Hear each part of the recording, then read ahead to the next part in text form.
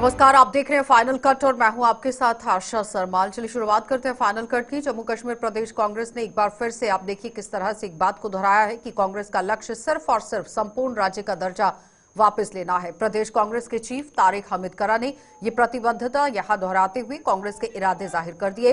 राजौरी में आज कांग्रेस द्वारा आयोजित एक जनसभा में भाग लेने के बाद तारिक हमीद करा ने संपूर्ण राज्य के दर्जे का हवाला देते हुए ये भी कहा कि ऐसा भी सुनने में आ रहा है कि ये दर्जा देने से पहले केंद्र सरकार कुछ सरकारी महकमों का नियंत्रण अपने पास रखने वाली है, जिसे किसी भी सूरत में मंजूर नहीं किया जाएगा।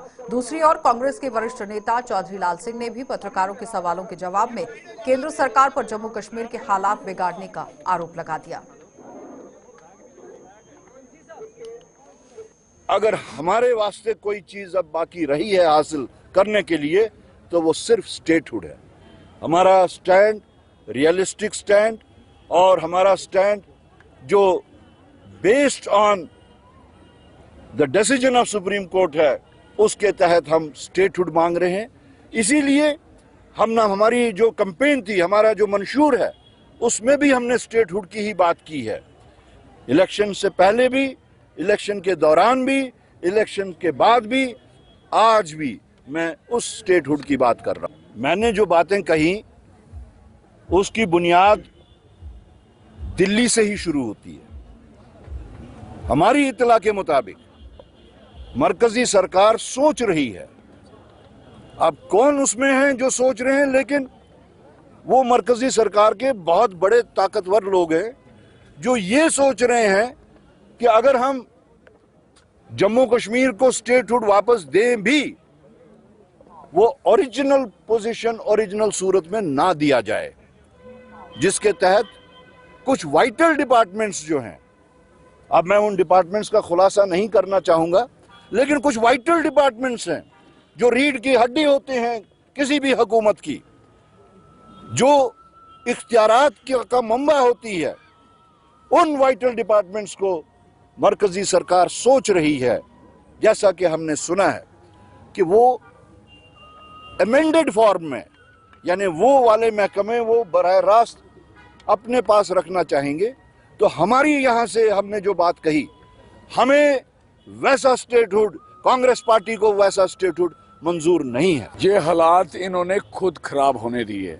आपको पता होना चाहिए हमारी हाई रिचेस पे, खास करके हाई रिचेस पे सारे सीआरपीएफ और आर्मी लगी हुई थी। जैसे बनी का एरिया है, लोहे मलार का एरिया है, आपका एरिया भी है, और सारी की सारी इन्होंने उसको नीचे कर दिया। और आप सोचिए बीएसएफ कहाँ के लिए होती है? बॉर्डर के लिए। और बॉर्डर से उठाई तो कहाँ भेजी? इलेक्शन में। बॉर्डर खाली क्यों छोड़ा? आप क्या सोचते हैं बॉर्डर भरा था? अगर बॉर्डर की पुलिस इनके पास इतनी ज्यादा फोर्स है तो फिर वो बॉर्डर पे, इसका मतलब है कि ज्यादा फोर्स है ना फिर। तो अगर ज्यादा तो ये हालात कैसे हुए? लोग क्रॉस कैसे? टनलें निकल गई, टनलें। आपने देखा कितनी टनल्स निकल गई, कितनी तबाही हो, कितने आपके ड्रोन यहाँ क्रॉस हो गए। और ड्रोन ने नशा, पैसा, सारी चीजें इन्होंने सारी पहुंचा दी हैं। इसलिए देखो, इस सरकार को बदलोगे नहीं तो बचोगे भी नहीं।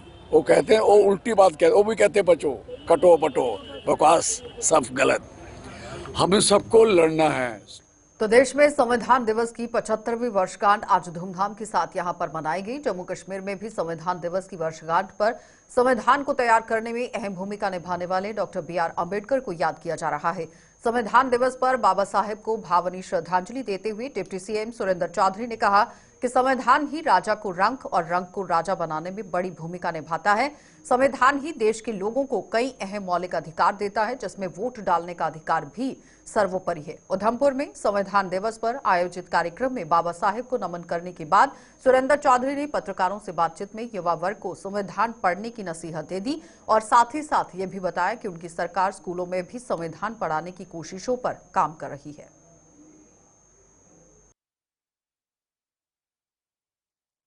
मुझे 1947 के पहले क्या हालात थे, एक डिक्टेटरशिप थी, एक वो महाराज, एक आप कहें कि ऊपर से जो ऑर्डर आता था नीचे मानना ही होता था, कहीं ना करने की किसी की हिम्मत नहीं होती थी।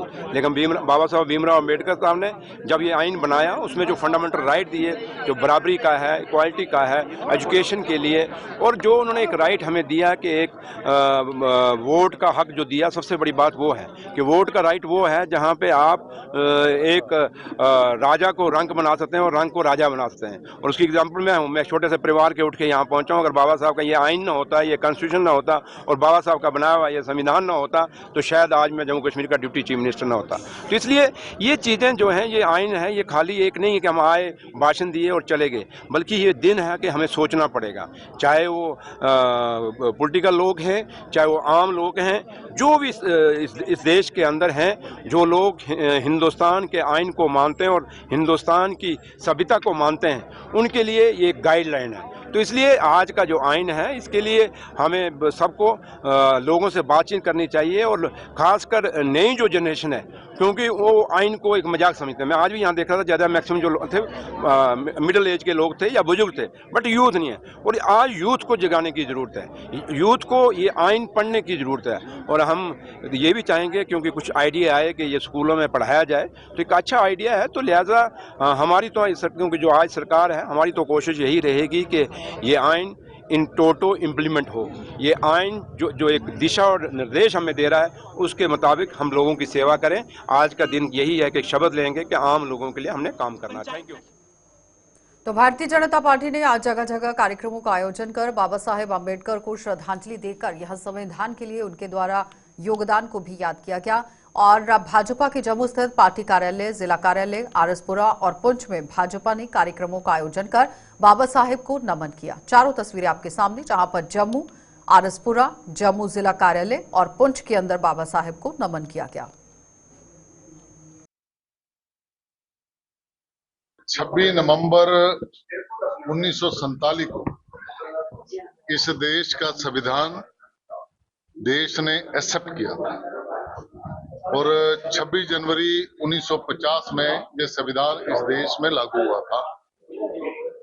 दुनिया का सबसे बड़ा संविधान है, और ये देश, सारे इंस्टीट्यूशंस, गवर्नमेंट इस संविधान से चलती हैं। और भारतीय जनता पार्टी, जब प्रधानमंत्री नरेंद्र मोदी जी ने अंबेडकर जी के जन्मदिन के 125 साल 2015 में उन्होंने अनाउंस किया था नेशनल कॉन्स्टिट्यूशन डे, तब से भारतीय जनता पार्टी और पूरा देश इस संविधान दिवस को मनाता है। और स्टेट और हमारे जो जिले हैं, हर जिले में यह कार्यक्रम है।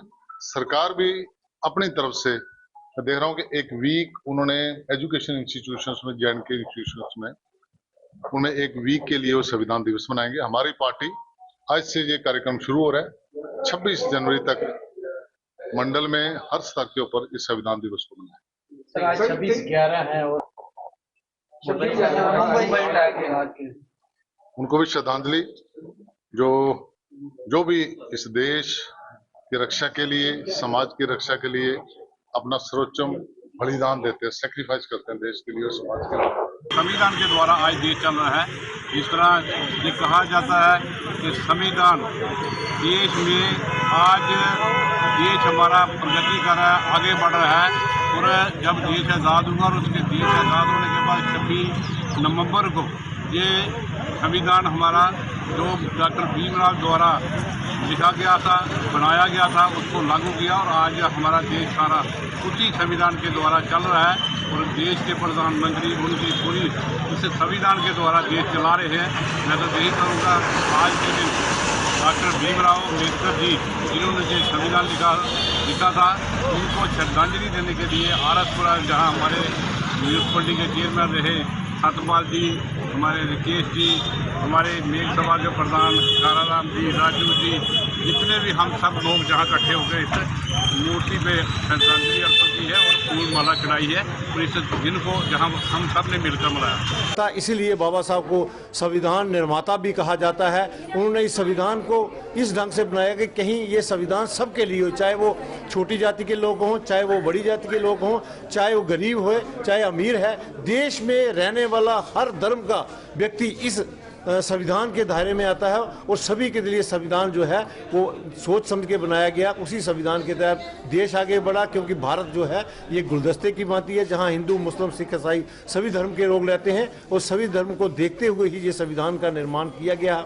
मैं इसी प्रकार यही कहूँगा कि हर साल बहुत ही धूमधाम से ये संविधान दिवस मनाना चाहिए था, क्योंकि 125वीं जयंती जो बाबा साहब की हुई है, उस जयंती पर संविधान इस साल बहुत ही धूमधाम से मनाया जा रहा है। और इसी प्रकार ये संविधान जो है हर साल इसी प्रकार मनाया जाना चाहिए। जैसे हम दिवाली का त्यौहार मनाते हैं, उसी प्रकार संविधान का दिवस भी ये हम मनाना चाहिए। संविधान के तहत ही हम आगे बढ़ेंगे, हमारा देश आगे बढ़ेगा, देश विश्वगुरु बनेगा। जय हिंद, जय भारत। 2015 से लेकर हम इसको संविधान दिवस के तौर पर बनाते हैं।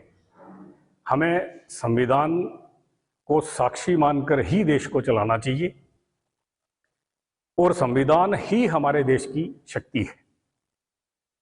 हाँ, हम मानते हैं कि बीच में कुछ बार संविधान के साथ छेड़छाड़ की गई है।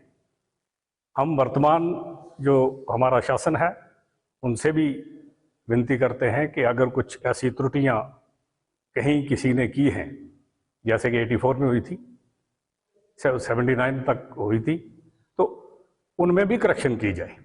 और संविधान जो है एक ही पुस्तक है जिससे भारत चलता है। आज के दिन इस संविधान दिवस पर मैं समस्त भारतवासियों को मुबारकबाद देता हूँ। बीजेपी दूसरी ओर बिजनौर, कठुआ और रियासी में भी आज संविधान दिवस मनाया गया। बिजनौर और कठुआ में जहां शिक्षण संस्थानों में कार्यक्रमों का आयोजन कर बाबा साहेब को याद किया गया, वहीं रियासी में भाजपा द्वारा आयोजित कार्यक्रम में संविधान के निर्माण में डॉक्टर BR अम्बेडकर के योगदान को याद किया गया।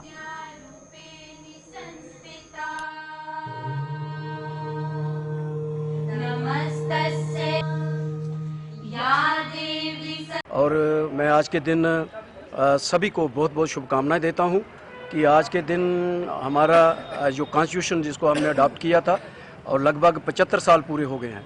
और आज सुबह आपने देखा होगा कि पार्लियामेंट के अंदर भी सेंट्रल हॉल में हमारे कंट्री के president of India, vice president of India, prime minister of India, opposition leader और सभी जितने भी हमारे पार्लियामेंट मेंबर्स हैं, सभी ने संविधान दिवस जो है उसको मनाया, सेलिब्रेट किया। तो आज के दिन मुझे लगता है कि जो हमारा संविधान है विश्व का सबसे बढ़िया संविधान हमें मिला है, जिसके जरिए हमारा सारा जहाँ जो देश है वो हमारी सरकारें जो हैं, हमारे लेजिस्लेचर, एग्जीक्यूटिव, हमारी जुडिशरी, सभी से संविधान के अंडर ही सब काम जहाँ पे होता है। तो आज के दिन मैं अपनी तरफ से बहुत बहुत शुभकामनाएं दूंगा और थैंक्स करूंगा मैडम प्रिंसिपल को और स्टाफ का, जिन्होंने आज के दिन इस दिन को मनाने के लिए ये कार्यक्रम जहाँ पे रखा। बहुत बहुत धन्यवाद। हमने कॉन्स्टिट्यूशन डे वो सेलिब्रेट किया था कॉलेज में विद कोलैबोरेशन विद नेहरू, ठीक है। और इसमें हम पहले हमने सेमिनार ऑर्गेनाइज किया जिसमें हमने स्टूडेंट्स को फंडामेंटल राइट और उनकी ड्यूटीज़ को अवेयर करने के लिए किया। और अब हम रैली निकाल रहे हैं जिसमें हम लोकल पब्लिक को बता रहे हैं कि उनके फंडामेंटल राइट्स और उनकी ड्यूटीज़ क्या है। आज हमने इसलिए और हम सभी लोगों को इसलिए अवेयर करें कि हम अपने कॉन्स्टिट्यूशन और अपने राइट्स को लेकर सतर्क रहें और अवेयर हों, ताकि हम अपने राइट्स को गलत यूज ना कर पाए और ना ही कोई पर राइट्स को अबॉलिश कर पाए। कॉन्स्टिट्यूशन का जो मूल संरचना है उसको उसके साथ छेड़छाड़ नहीं होना चाहिए। वो भी छेड़छाड़ की है अपोजिशन पार्टी ने। तो हमारा भारतीय जनता पार्टी का ये आह्वान है, भारतीय जनता पार्टी की ये निष्ठा है और हमारे शीर्ष नेतृत्व का ये आह्वान है पूरे देश के कार्यकर्ताओं को भी और पूरी आवाम को भी, जनता को भी, कि कॉन्स्टिट्यूशन हमारे लिए सर्वोपरि है। इस कॉन्स्टिट्यूशन को हम बचाने के लिए, इस कॉन्स्टिट्यूशन को धरा तक उतारने के लिए, इस कॉन्स्टिट्यूशन के माध्यम बना करके पूरी भारत की जनता का उत्थान। फिर आपका स्वागत है। देश भर के साथ साथ जम्मू कश्मीर में भी मजदूर किसान एकता की मिसाल देखने को मिल रही है और यहां सीटों के बैनर तले कामगारों के अलावा किसानों के संगठनों ने प्रदर्शन कर सरकार पर अनदेखी का आरोप लगा दिया। जम्मू में हुए प्रदर्शन में सीटू की जम्मू कश्मीर इकाई के प्रमुख व विधायक MY तारिगामी भी शामिल हुए और सरकार को श्रम कानूनों की धज्जियां उड़ाने का जिम्मेदार ठहरा दिया। उन्होंने कहा कि देश की तरक्की में कामगार और किसानों के साथ साथ अपनी मांगों को लेकर आंदोलन कर रहे अन्य संगठन भी अहम भूमिका निभा रहे हैं, लेकिन इसके बावजूद उनकी यहाँ कोई सुनवाई नहीं हो पा रही, उनकी ओर कोई ध्यान नहीं दिया जा रहा।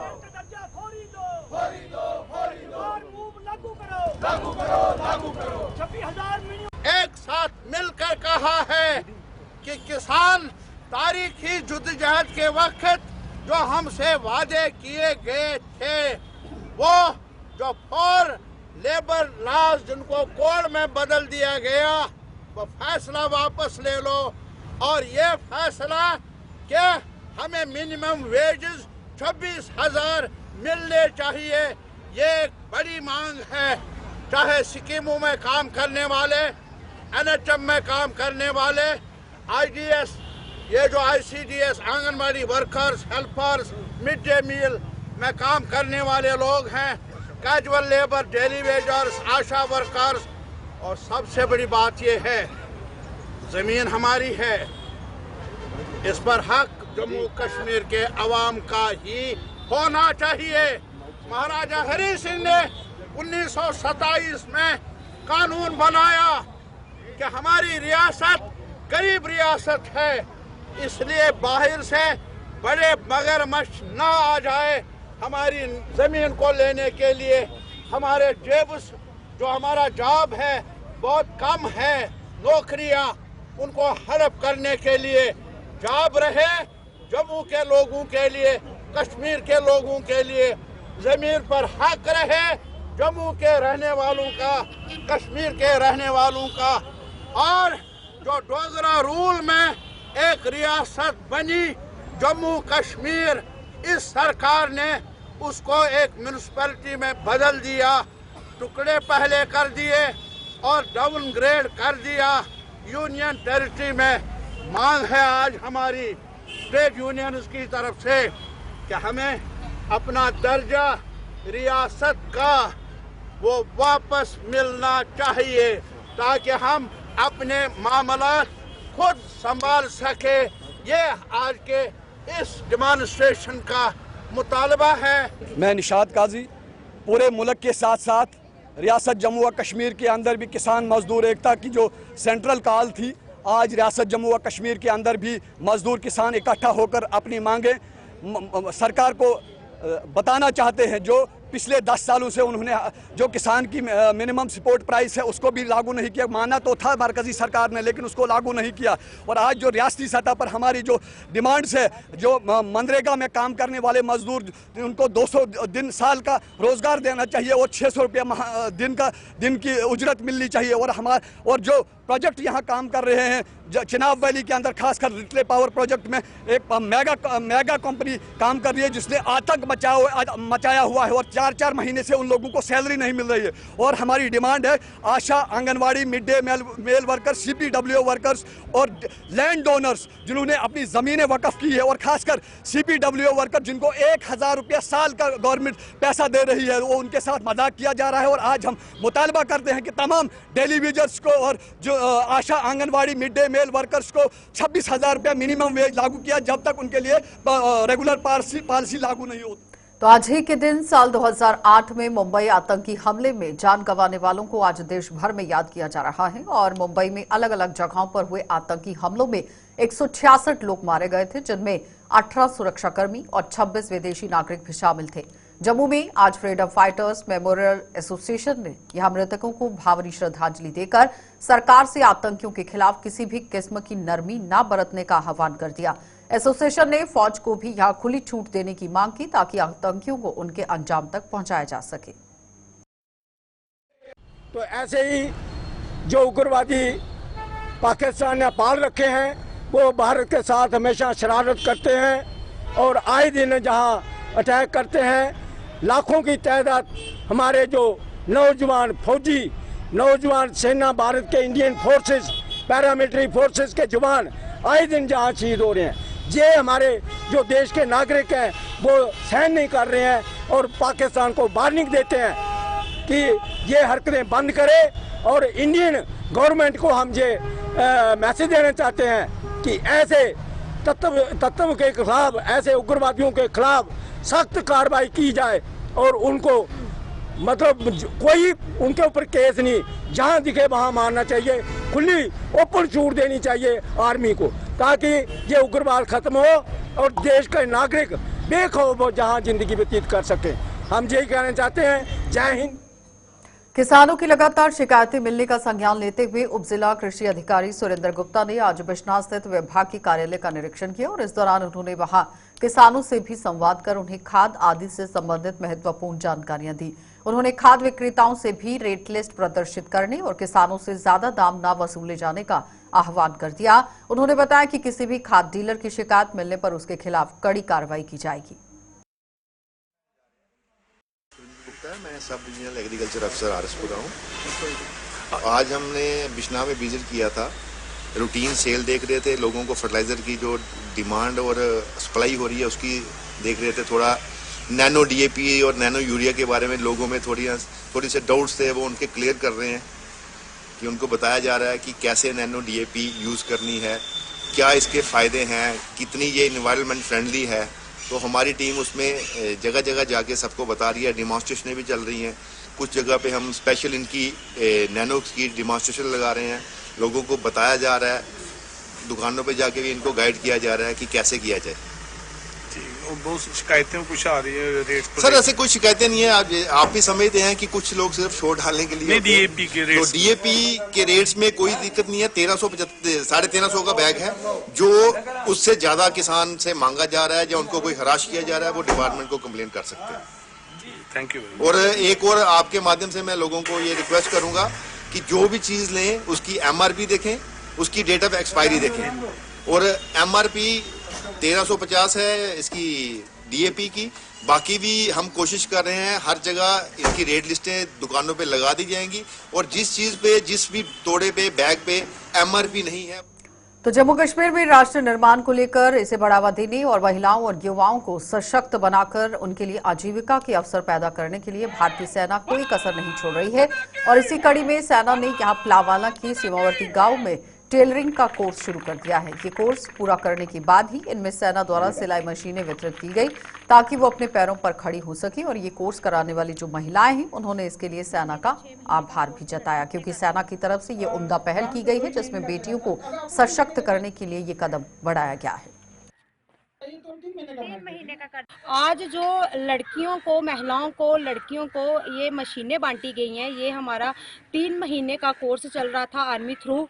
तो हमने इन लड़कियों को सिलाई सेंटर सिखवाया, जिसमें इन्हें स्टिचिंग सूट सिलवाया, छोटे बच्चों की फ्रॉक वगैरह, बच्चियों की साड़ी स्टिच करना, जहाँ और भी कुछ ऐसे छोटे मोटे काम जो सिलाई में आते हैं वो सारे इन्होंने सिखाए। मैडम लगाई थी और 3 महीने का कोर्स कंप्लीट किया। काफ़ी लड़कियों ने इसमें भाग लिया, 30 लड़कियां थी जिन्होंने इसमें भाग लिया और बड़े अच्छे तरीके से सिखाया। जो टीचिंग करवाने वाली टीचर थी वो भी बड़ी अच्छी थी, उन्होंने बड़े प्यार से बच्चों को सिखाया, लड़कियों को सिखाया। और इंडियन आर्मी का मैं बहुत बहुत धन्यवाद करती हूँ कि उन्होंने ये जुनट जाते जाते भी हमें एक सिलाई सेंटर दे गए, हमारी लड़कियों को काम रोजगार दे के गए हैं, मशीनों भी इन्होंने बांटी हैं। और इंडियन आर्मी हमेशा से ही हमारा जो बॉर्डर पे पंचायतें हैं इनका बहुत ज़्यादा हमें बेनिफिट देती हैं। मैं सबसे पहले तो इंडियन आर्मी का तहे दिल से शुक्रिया अदा करना चाहती हूँ कि इन्होंने हमारे लिए इतना सोचा और यहाँ पे स्टिचिंग का कोर्स जो हमें दिया। और मैं हमारे गांव के जो सरपंच हैं अनुराधा जी, मैं इनका भी तहे दिल से शुक्रिया अदा करना चाहती हूँ कि इन्होंने हमारे लिए आवाज़ उठाई और आर्मी वालों को बोला कि यहाँ पे सेंटर आना चाहिए स्टिचिंग का और लड़कियों को देना चाहिए सिलाई के लिए। और मैं तो सेकंड नंबर पे मैम का भी शुक्रिया अदा करती हूँ कि जिन्होंने हमें टेलरिंग और स्टिचिंग का कोर्स सिखाया। उन्होंने हमें बहुत ही अच्छी तरह से कोर्स सिखाया और हम इसमें हाई लेवल तक पहुँच चुके हैं। जब हम जहाँ आए थे तो हम 0 लेवल पे थे, हमें कुछ भी नहीं आता था और हमारी मैम ने हमें बहुत ही अच्छा सिखाया और हम अभी हाई लेवल तक पहुँच चुके हैं। हम अपने घर के कपड़े भी सिलाई कर सकते हैं और हम बाहर के कपड़े भी सिलाई कर सकते हैं। और चलिए फाइनल कट में फिलहाल इतना ही, इजाजत दीजिए, नमस्कार।